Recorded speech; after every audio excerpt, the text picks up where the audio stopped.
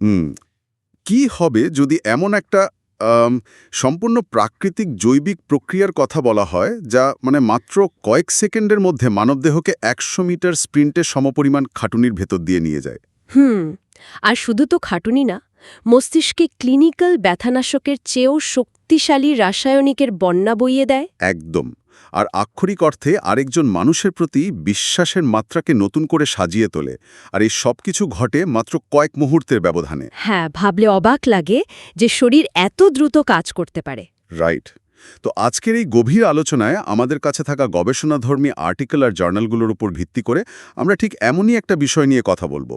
আর তা হলো নারীর অর্গ্যাজম বা চরম যৌন তৃপ্তির সময় শরীরে ঘটে যাওয়া বৈজ্ঞানিক এবং মনস্তাত্ত্বিক পরিবর্তনগুলোর পুঙ্খানুপুঙ্খ বিশ্লেষণ। আসলে আজকের এই আলোচনার মূল উদ্দেশ্য হল একেবারে বিজ্ঞানের লেন্স দিয়ে দেখা যে এই চরম মুহূর্তটি কেবলই একটা সাধারণ বা ক্ষণস্থায়ী অনুভূতির বিষয় নয়। হ্যাঁ, মানে এটা শরীরের ভেতরের এক বিশাল, অত্যন্ত জটিল আর শক্তিশালী জৈবিক প্রক্রিয়া। একদম ঠিক। এই পুরো প্রক্রিয়াটিকে বিজ্ঞানের দৃষ্টিকোণ থেকে দেখলে সত্যি অবাক হতে হয়। মানে অনেকেই এই বিষয়টিকে শুধুমাত্র একটা সাধারণ শারীরিক আনন্দ হিসেবে দেখেন বা ধরুন প্রজনন ব্যবস্থার একটা অংশ হিসেবে ভাবেন। হুম। কিন্তু আমরা যদি হাতে থাকা গবেষণাগুলোর গভীরে যাই তাহলে দেখা যাবে এটি কিভাবে একজন নারীর সামগ্রিক শারীরিক ও মানসিক সুস্থতার সাথে একেবারে শেকড় থেকে জড়িয়ে আছে। রাইট। এটি এমন একটা অবস্থা যেখানে কার্ডিওভ্যাসকুলার সিস্টেম বা রক্ত সংবহন তন্ত্র, স্নায়ুতন্ত্র এবং হরমোনতন্ত্র সবগুলো একসাথে একটা নির্দিষ্ট লক্ষ্যের দিকে ছুটতে থাকে। আচ্ছা, এবার বিষয়টা একটু খুলে বলা যাক। মানে মানসিক অনুভূতির ওই চূড়ান্ত জায়গায় যাওয়ার আগে শরীরের বাহ্যিক ও অভ্যন্তরীণ যন্ত্রগুলো কিভাবে কাজ শুরু করে তা দিয়ে আমরা শুরু করতে পারি। হ্যাঁ, অবশ্যই। আমাদের উৎস উপাদানগুলোতে একটা খুব চমকপ্রদ তথ্য দেওয়া আছে। সেখানে বলা হচ্ছে এই চরম মুহূর্তে একজন নারীর হৃদস্পন্দন বা হার্ট রেট প্রতি মিনিটে ১০০ থেকে ১৮০ বার পর্যন্ত হতে পারে। অবিশ্বাস্য, তাই না? একদম। বিষয়টা ভাবলে অবাক হতে হয় যে একজন মানুষ হয়তো বিছানায় একদম স্থির হয়ে শুয়ে আছেন, কিন্তু তার শরীরের ভেতরে জ্যামিতিক হারে অক্সিজেনের চাহিদা বাড়ছে, ঠিক যেন তীব্র কোনো কার্ডিও ওয়ার্কআউট চলছে। আহা, এই বিশাল পরিবর্তনটা আসলে শরীরের ভেতরে কিভাবে ঘটে? এই যে শারীরিক শক্তির বিপুল খরচের কথা আপনি বললেন, এর পেছনের মেকানিজম বা কার্যকারণটা খুব চিত্তাকর্ষক। আসলে শরীর এই চরম মুহূর্তের জন্য নিজেকে ধাপে ধাপে প্রস্তুত করে। হুম। যৌন উত্তেজনা যখন বাড়তে থাকে তখন আমাদের স্বয়ংক্রিয় স্নায়ুতন্ত্রের সিম্প্যাথেটিক অংশটি সক্রিয় হয়ে ওঠে। এর ফলে ভ্যাসোডাইলেশন বা রক্তনালীর প্রসারণ ঘটে। মানে রক্ত চলাচলের রাস্তাগুলো বড় হয়ে যায়। ঠিক তাই। আর শরীরের প্রতিটি কোষে, বিশেষ করে পেলভিক রিজিয়ন বা তলপেট এবং যৌনাঙ্গের আশেপাশের অঞ্চলে রক্ত সঞ্চালন অস্বাভাবিকভাবে বেড়ে যায়। আচ্ছা। তো এই বিপুল পরিমাণ রক্ত যখন ওই নির্দিষ্ট অঞ্চলে জমা হতে থাকে তখন টিস্যুগুলোর প্রচুর পরিমাণে অক্সিজেনের প্রয়োজন হয়। শরীরের ভেতরের এই বাড়তি অক্সিজেনের চাহিদা মেটানোর জন্যই মূলত হৃৎপিণ্ডকে এত দ্রুত রক্ত পাম্প করতে হয়। ওহ আচ্ছা, তার মানে হৃৎপিণ্ড অতিরিক্ত ডিউটি পালন করছে ওই সময়। একদম। আর ঠিক এই কারণেই রক্তচাপ এবং শ্বাস-প্রশ্বাসের গতি এক লাফে অনেক বেড়ে যায়। কিন্তু এই যে এত বিপুল পরিমাণ রক্ত একদিকে জমা হচ্ছে এবং পেশিগুলোতে একটা টান বা উত্তেজনা তৈরি হচ্ছে, এর চূড়ান্ত পরিণতি কি? মানে পেশিগুলো তো অনন্তকাল ধরে সংকুচিত হয়ে থাকতে পারে না, তাই না? হ্যাঁ, ঠিক এই জায়গাটাতেই আসে সেই চরম তৃপ্তি বা অর্গাজমের মুহূর্ত। বিজ্ঞানীদের ভাষায় পেশির এই টানকে বলা হয় মায়োটোনিয়া। মায়োটোনিয়া? হ্যাঁ, আচ্ছা। হ্যাঁ। উত্তেজনা বাড়ার সাথে সাথে পেশিগুলোতে যে বিপুল পরিমাণ শক্তি এবং রক্ত জমা হয় তার একটা রিলিজ বা মুক্তির প্রয়োজন হয়। গবেষণায় দেখা যাচ্ছে যখন চরম তৃপ্তি ঘটে তখন নারীর যৌনাঙ্গের আশেপাশের পেশিগুলোতে প্রতি 0.8 সেকেন্ড পরপর একবার করে ছন্দবদ্ধ সংকোচন এবং প্রসারণ শুরু হয়। ওয়েট, প্রতি 0.8 সেকেন্ড? হ্যাঁ, ঠিক 0.8 সেকেন্ড। মানে এটি আক্ষরিক অর্থেই একটা ঘড়ির কাঁটার মতো বা কোনো মেট্রোনোমের মতো কাজ করছে? এতটা নিখুঁত ছন্দ কিভাবে সম্ভব?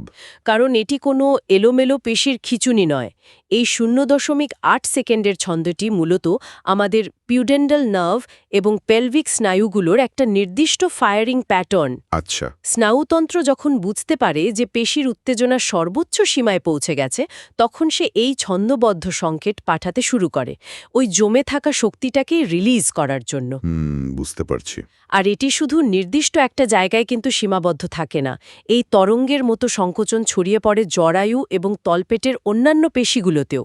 শরীরের প্রতিটি পেশি একটা নির্দিষ্ট ছন্দে সংকুচিত হয়ে আবার শিথিল হয়ে যাচ্ছে, যা সরাসরি মস্তিষ্কে এক তীব্র আনন্দের বার্তা পাঠায়। কিন্তু পেশিগুলো তো আর নিজে নিজে 0.8 সেকেন্ডের ছন্দে এই নিখুঁত সংকোচন বা প্রসারণের সিদ্ধান্ত নিতে পারে না। না, তা তো পারেই না। তো এই পুরো শারীরিক সিম্ফনির নেপথ্যে নিশ্চয়ই কোনো কমান্ড সেন্টার বা নির্দেশদাতা কাজ করছে, যা এই সংকেতগুলো পাঠাচ্ছে।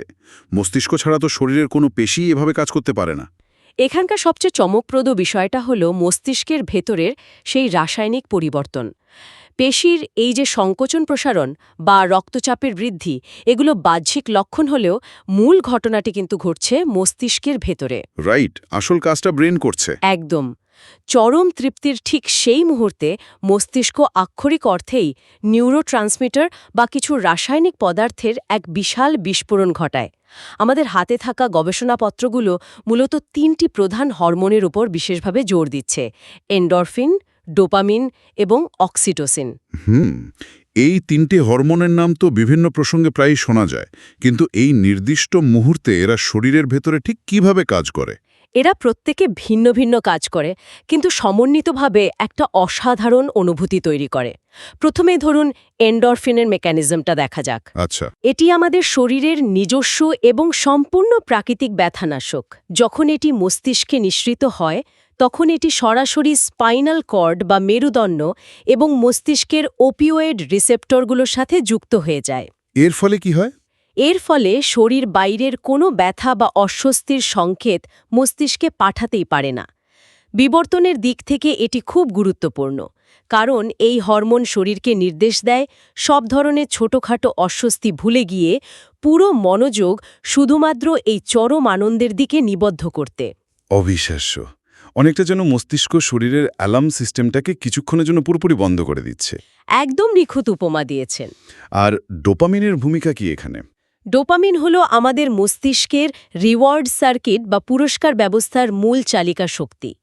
মস্তিষ্ক যখন বুঝতে পারে যে শরীর এমন কোনো কাজ করছে যা তার অস্তিত্ব বা প্রজননের জন্য ইতিবাচক, তখন সে এই ডোপামিন নিঃসরণ করে। এটি তীব্র উচ্ছ্বাস এবং সুখের অনুভূতি তৈরি করে। মানুষের যে কোনো আসক্তি বা গভীর আনন্দের মূলে এই ডোপামিন কাজ করে। এটি শরীরকে বোঝায় যে এই অনুভূতিটি দারুণ, এটি আবার করা প্রয়োজন। একটু থামাই এখানে। এন্ডরফিন ব্যথা কমালো আর ডোপামিন আনন্দের অনুভূতি দিল, এটা বোঝা গেল। কিন্তু তৃতীয় যে হরমোনটির কথা বলা হলো, অক্সিটোসিন, যাকে আমরা ভালোবাসার হরমোন বলি। হ্যাঁ, অক্সিটোসিন। আমার প্রশ্ন হলো, অক্সিটোসিন কিভাবে কাজ করে? আমরা তো সাধারণভাবেই ভাবি বিশ্বাস বা ভালোবাসা হলো একটা খুব জটিল মনস্তাত্ত্বিক অনুভূতি। রাইট। সেখানে শরীর থেকে একটা রাসায়নিক পদার্থ নিঃসৃত হয়ে একজন মানুষকে তার সঙ্গীর প্রতি মানসিকভাবে আরও গভীরভাবে আবদ্ধ করছে বা বিশ্বাস তৈরি করছে। মানে একটা রাসায়নিক পদার্থ কিভাবে এরকম একটা জটিল আবেগ নিয়ন্ত্রণ করতে পারে? এটা তো অনেকটা সায়েন্স ফিকশনের মতো শোনায়। আপনার প্রশ্নটা খুব যৌক্তিক। একটা হরমোন কিভাবে বিশ্বাস তৈরি করে, তার পেছনের বিজ্ঞানটা আসলেই বিস্ময়কর। আমাদের মস্তিষ্কে অ্যামিগডালা নামে একটা অংশ আছে, যা মূলত ভয়, উদ্বেগ এবং বিপদের সংকেত প্রসেস করে। ওকে। এটি আমাদের আত্মরক্ষার কেন্দ্র। যখন অর্গাজমের সময় অক্সিটোসিনের মাত্রা সর্বোচ্চ পর্যায়ে পৌঁছায়, তখন এই হরমোনটি সরাসরি অ্যামিগডালার কার্যক্রমকে সাময়িকভাবে দমিয়ে দেয়, বা ধরুন এর ভলিউম কমিয়ে দেয়। অর্থাৎ অক্সিটোসিন আক্ষরিক অর্থেই আমাদের ভয়ের কেন্দ্রকে শান্ত করে দিচ্ছে। একদম। যখন মস্তিষ্কে ভয় এবং আত্মরক্ষার এই দেয়ালটি নেমে যায়, তখন মানুষের মন অনেক বেশি অরক্ষিত বা ভালনারেবল হওয়ার সুযোগ পায়। দারুণ একটা পয়েন্ট। আর মনস্তত্ত্বের ভাষায়, যেখানে ভয় থাকে না, সেখানেই বিশ্বাস এবং গভীর সংযুক্তি বা অ্যাটাচমেন্ট জন্মানোর আদর্শ পরিবেশ তৈরি হয়। অক্সিটোসিন মূলত মস্তিষ্ককে এই বার্তা দেয় যে এখানে কোনো বিপদ নেই, এই মানুষটির কাছে সম্পূর্ণ নিরাপদ বোধ করা যায়। এভাবেই একটা জৈবিক হরমোন দুজন মানুষের মধ্যে মানসিক মেলবন্ধনকে শক্তিশালী করে। আর এখানেই বিষয়টা আরও ইন্টারেস্টিং হয়ে ওঠে। মস্তিষ্ক তার নিজস্ব রাসায়নিক ল্যাবরেটরিতে বসে ভয় কমাচ্ছে, আনন্দ বাড়াচ্ছে। কিন্তু এই ভেতরের রাসায়নিক বিস্ফোরণ তো শুধু শরীরের ভেতরেই আটকে থাকে না। না, তা থাকে না। এটি তো শরীরের বাইরেও দৃশ্যমান হয়ে ওঠে। আমাদের উৎস উপাদানগুলোতে সেক্স গ্লো বা ত্বকের উজ্জ্বলতার কথা উল্লেখ করা হয়েছে। তো ভেতরে স্নায়ুবিক পরিবর্তনের সাথে বাইরের ত্বকের এই পরিবর্তনের সম্পর্কটা ঠিক কোথায়? এটি মূলত সেই রক্ত সঞ্চালন বা ভ্যাসোডাইলেশনের সরাসরি ফলাফল, যা নিয়ে আমরা একটু আগে আলোচনা করছিলাম। আচ্ছা, ওই যে রক্তনালী প্রসারিত হওয়া। হ্যাঁ, শরীরের ভেতরের তাপমাত্রা এবং শক্তির মাত্রা যখন এত প্রবলভাবে বেড়ে যায়, তখন শরীরকে সেই তাপ বের করে দেওয়ার ব্যবস্থা করতে হয়। এর ফলে শরীরের উপরিভাগের রক্তনালীগুলো, বিশেষ করে মুখের, গলার এবং বুকের অংশের কৈশিক নালীগুলো প্রসারিত হয়ে যায়। সেখানে প্রচুর অতিরিক্ত রক্ত প্রবাহিত হয়। আচ্ছা, এই বাড়তি রক্তপ্রবাহের কারণেই কি ত্বক তাৎক্ষণিকভাবে সতেজ এবং লালচে দেখায়? হ্যাঁ, একদম। এই অতিরিক্ত অক্সিজেনেটেড রক্ত ত্বকের একেবারে নিচ দিয়ে প্রবাহিত হওয়ার কারণেই মুখে একটা লালচে আভা বা ব্লাশ তৈরি হয়। বিজ্ঞানীরা যাকে সেক্স গ্লো বলেন। এটি প্রমাণ করে শরীরের ভেতরে কার্ডিওভ্যাসকুলার সিস্টেম কতটা তীব্র মাত্রায় কাজ করছে। আমি গবেষণাপত্রগুলোর একটা অংশে পড়ছিলাম যে এই চরম মুহূর্তে চোখের ক্ষেত্রেও একটা বড় পরিবর্তন আসে। চোখের মণি প্রসারিত হওয়ার পেছনের মেকানিজমটা কি? এখানে আবারও সেই স্বয়ংক্রিয় স্নায়ুতন্ত্র বা অটোনমিক নার্ভাস সিস্টেমের কাজ চলে আসে। প্রবল উত্তেজনার সময় ডোপামিন এবং অক্সিটোসিনের প্রভাবে সিম্প্যাথেটিক স্নায়ুতন্ত্র যখন সর্বোচ্চ শিখরে থাকে, তখন এর সরাসরি প্রভাব পড়ে চোখের পিউপিল বা মণির ওপর।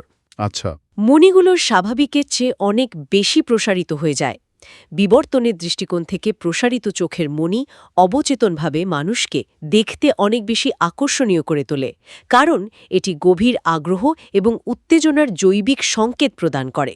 ওয়াও, ভেতরের রাসায়নিক উত্তেজনার বাইরের বিজ্ঞাপন বলা যেতে পারে একে। হ্যাঁ, একদম তাই। কিন্তু এতক্ষণ তো আমরা শরীরের সর্বোচ্চ উত্তেজনার কথা বললাম। ওই যে শুরুতে বলা হলো 100 মিটার স্প্রিন্টের কথা। এই স্প্রিন্ট বা দৌড় তো একসময় শেষ হয়, তাই না? এত তীব্র একটা প্রক্রিয়ার পর শরীরের অবস্থা কি হয়? দৌড় শেষ হওয়ার পর শরীরের অটোনমিক নার্ভাস সিস্টেমে একটা দারুণ শিফট বা পরিবর্তন আসে।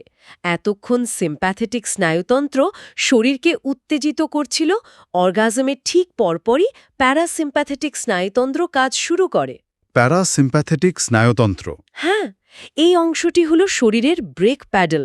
এটি দ্রুত হৃদস্পন্দন এবং শ্বাস-প্রশ্বাসকে একেবারে স্বাভাবিক অবস্থায় ফিরিয়ে আনে। আর এখানেই মানসিক স্বাস্থ্যের ওপর সবচেয়ে দীর্ঘমেয়াদী এবং ইতিবাচক প্রভাবটি লুকিয়ে আছে। তার মানে পেশিগুলো যে 0.8 সেকেন্ডের ছন্দে প্রবলভাবে সংকুচিত হচ্ছিল, সেগুলো এবার এই প্যারাসিম্প্যাথেটিক স্নায়ুতন্ত্রের প্রভাবে পুরোপুরি রিল্যাক্স বা শিথিল হয়ে যায়। একদম শিথিল হয়ে যায় এবং একই সাথে শরীরের স্ট্রেস হরমোন বা কর্টিসলের মাত্রা একেবারে তলানিতে নেমে যায়। অ্যান্ডরফিন এবং অক্সিটোসিনের প্রবাহ স্নায়ুতন্ত্রকে গভীরভাবে শান্ত করে তোলে। এটি একটা জাদুকরী শিথিলতার পর্যায়। আধুনিক যুগে যেখানে মানুষ মানসিক চাপ বা স্ট্রেস কমানোর জন্য থেরাপি, মেডিটেশন, রিট্রিট বা দামি ঘুমের ওষুধের পেছনে হাজার হাজার টাকা খরচ করছে, সেখানে জীববিজ্ঞানের ভেতরেই একটা অবিশ্বাস্য রকমের কার্যকর, সম্পূর্ণ প্রাকৃতিক ফ্যাক্টরি রিসেট বাটন রয়েছে। আপনার তুলনা জায়গাটা চমৎকার। এটি সত্যিই শরীরের নিজস্ব স্ট্রেস রিলিফ মেকানিজম।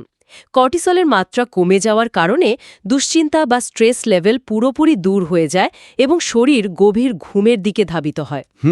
আর শুধু ঘুম নয়, চরম তৃপ্তির পর মস্তিষ্কে যে রাসায়নিক স্থিতি তৈরি হয়, তার ফলে অনেকের মধ্যে গভীর কৃতজ্ঞতা বোধ বা নিখাত প্রশান্তির একটা স্তর তৈরি হয়।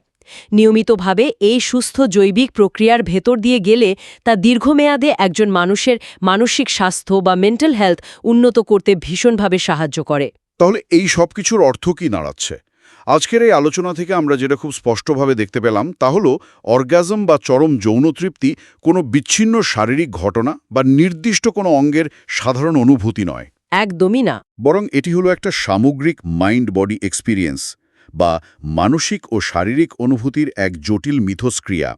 এটি এমন একটা মুহূর্ত যখন আমাদের পেশি, হৃৎপিণ্ড, রক্ত সঞ্চালন ব্যবস্থা আর মস্তিষ্কের রাসায়নিক ল্যাবরেটরি একসাথে মিলে একটা নিখুঁত অর্কেস্ট্রা তৈরি করে, যার চূড়ান্ত রূপ হল দীর্ঘমেয়াদী মানসিক প্রশান্তি।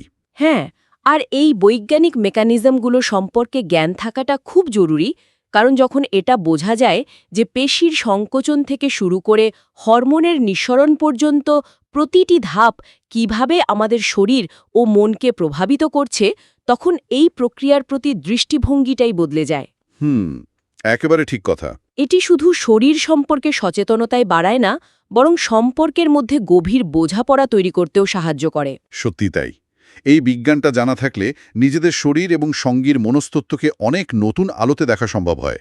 আর এই আলোচনার একেবারে শেষে এসে একটা বিষয় নিয়ে গভীর ভাবনার উদ্রেক হয়। সেটা কি? আমাদের উৎস উপাদানগুলোতে দেখা যাচ্ছে যে এই প্রক্রিয়াটি কিভাবে মানুষের ভেতরে স্ট্রেস কমিয়ে অক্সিটোসিন নিঃসরণের মাধ্যমে একে অপরের প্রতি বিশ্বাস ও সংযুক্তি তৈরি করে।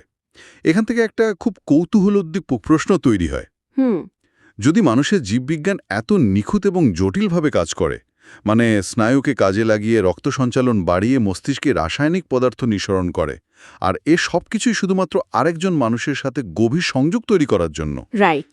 তাহলে কি এমন হতে পারে যে আমাদের সচেতন মন সম্পর্কের গুরুত্ব যতটা বোঝে, আমাদের অবচেতন শরীর তার চেয়েও অনেক বেশি গভীরভাবে এই সংযোগের প্রয়োজনীয়তা উপলব্ধি করে? দারুণ একটা চিন্তার জায়গা। যেখানে আমাদের মস্তিষ্ক এত নিখুঁত প্রাকৃতিক উপায়ে স্ট্রেস দূর করে সঙ্গীর প্রতি গভীর সংযুক্তি তৈরি করতে পারে, সেখানে সম্পর্কের অনেক দূরত্ব বা ভুল বোঝাবুঝি কি শুধুই আবেগের অভাব, নাকি একে অপরের শরীরের এই শক্তিশালী জৈবিক প্রক্রিয়াগুলো সম্পর্কে আমাদের অজ্ঞতার ফল? হয়তো এই জটিল জৈবিক প্রক্রিয়ার মাঝেই সম্পর্কের অনেক অমীমাংসিত প্রশ্নের উত্তর লুকিয়ে আছে। আসলে ভাবার মতো একটা বিষয়। আজকের গভীর আলোচনা আমরা এখানেই শেষ করছি। ভাবনার এই নতুন দরজাটি সবার জন্য খোলা রইল।